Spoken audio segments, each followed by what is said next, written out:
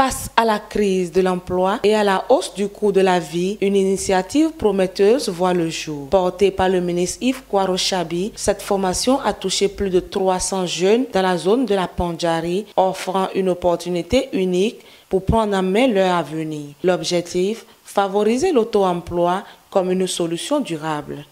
Je remercie vraiment le ministre pour cette initiative parce que quand nous sommes venus sur le terrain, on a constaté vraiment que le besoin était là.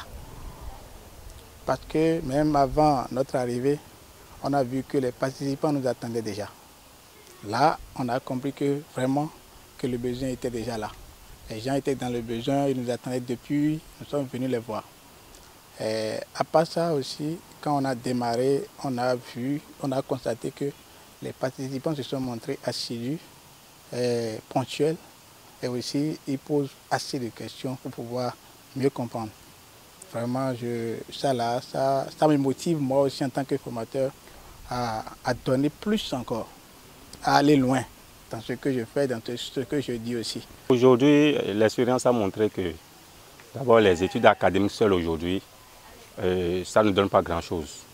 C'est pourquoi nos gouvernements successifs s'échinent pour l'ouverture des lycées un peu partout dans le Bénin.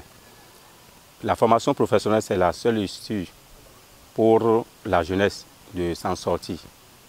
C'est pourquoi nous, notre souci, l'objectif de l'ONG, c'est d'initier la jeunesse à l'entrepreneuriat, les former à savoir faire quelque chose de pratique. Pendant 10 jours, les jeunes se sont plongés dans la formation intensive avec l'objectif de tirer de meilleures parties des enseignements des formateurs. Oui, j'ai choisi l'installation des panneaux solaires ainsi que les antennes paraboliques. J'apprécie beaucoup, il y a assez d'ambiance dans les salles, tout se passe très bien et je suis fier, très fier d'avoir cette formation. Et je profite pour remercier le ministre qui a initié cette formation. Vraiment, il a su choisir le besoin. Ce qui me motive dans tout ceci, c'est que je ne savais pas comment la pâtisserie se fait, ce qui est souvent dans les choses de pâtisserie, mais présentement j'ai découvert beaucoup de choses. Et ce qui m'a ému, c'est la fabrication de gâteaux cake. J'entendais parler de ça, mais je ne savais pas comment cela se faisait. Mais j'ai la chance maintenant de découvrir comment cela peut se faire. La différence entre les deux, ça veut dire qu'on aura deux pains qu'on peut vendre simultanément ou bien c'est beaucoup plus conseillé d'aller là-bas? Non, c'est beaucoup plus conseillé d'aller ici. Donc j'ai fait les deux pains pour pouvoir leur montrer la différence. Ou bien, au fait, ici on a doré le pain avec de la dorure. Ou bien, donc ici c'est sans dorure. Donc là, c'est un produit qui est doré. Doré. Oui. C'est un produit ou bien c'est la forme? Le même produit, seulement que ici on a ajouté la dorure. Or ici on n'a pas ajouté la dorure. Donc ici c'est la version normale ici. Donc à part les pains au raisin, hier on avait déjà fait du gâteau cake. Nous allons continuer après avec les croissants, les friands, les pains au chocolat, les gâteaux d'anis avec les crèmes. Nous allons faire du yaourt. Tout ça pour vous seul. Quant à Materika Tangueta, les jeunes sans emploi ont accueilli cette initiative avec enthousiasme, y voyant une chance de renverser la tendance. Le ministre Yves Kouarochabi souligne l'importance de cette initiative en encourageant les jeunes à devenir entrepreneurs. L'objectif que nous visons à travers ces formations, c'est d'offrir aux jeunes,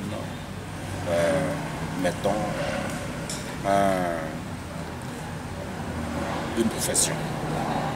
Ce n'est pas forcément des professionnels, mais leur offrir un métier, leur apprendre quelque chose à faire, quelque chose qu'ils peuvent faire de leurs mains, et cela dans la perspective de s'auto-employer. Nous avons vu des jeunes filles et des jeunes garçons très motivés qui ont vraiment aimé ces modules de formation qu'ils doivent poursuivre. Nous avons vu des filles, par exemple en pâtisserie, qui ont déjà commencé par s'exercer et commencer par faire donc, de petites choses. Et Voilà, c'est ce que nous souhaitons.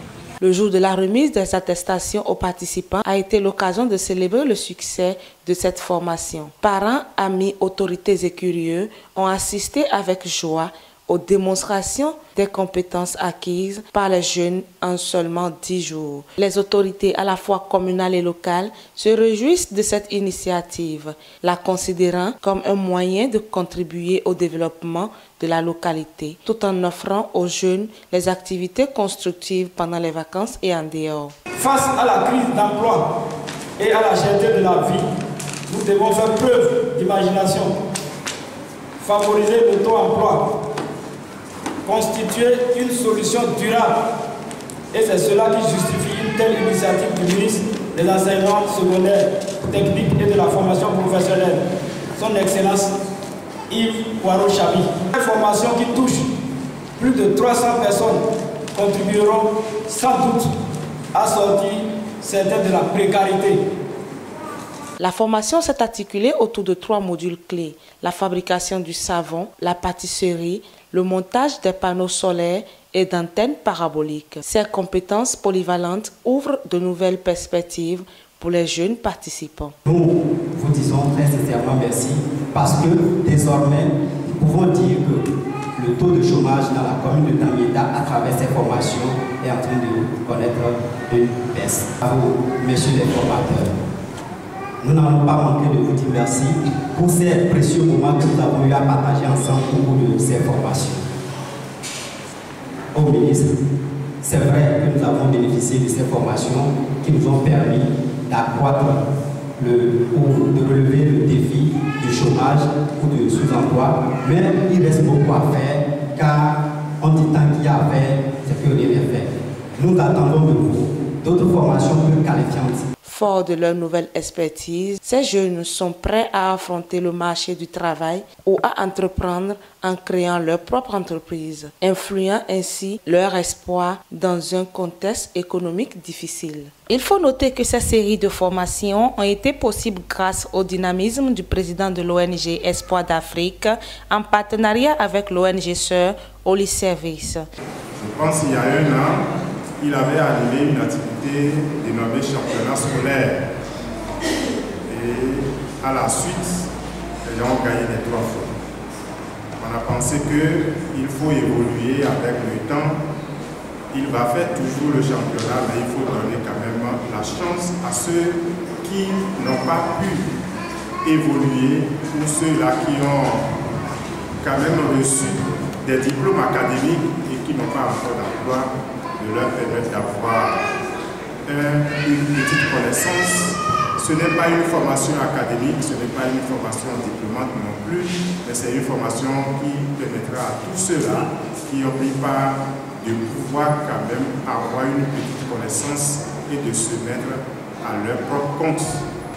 Le programme de cette formation, ce n'est pas un programme pour Matéri et Tanguéta, c'est pour les 4 communes de la Pendari, je vais nommer Matéri, Tanguéta, Boukoumé et Kobli. Alors, nous venons de faire 50% de notre parcours, il nous reste 50% que nous allons achever dans le mois de décembre. Donc en décembre, nous allons parcourir les communes de Kobli et de Boukoumé pour la première phase. Ces séries de formations se poursuivront donc dans les semaines à suivre à Boukoumé et à Kobli.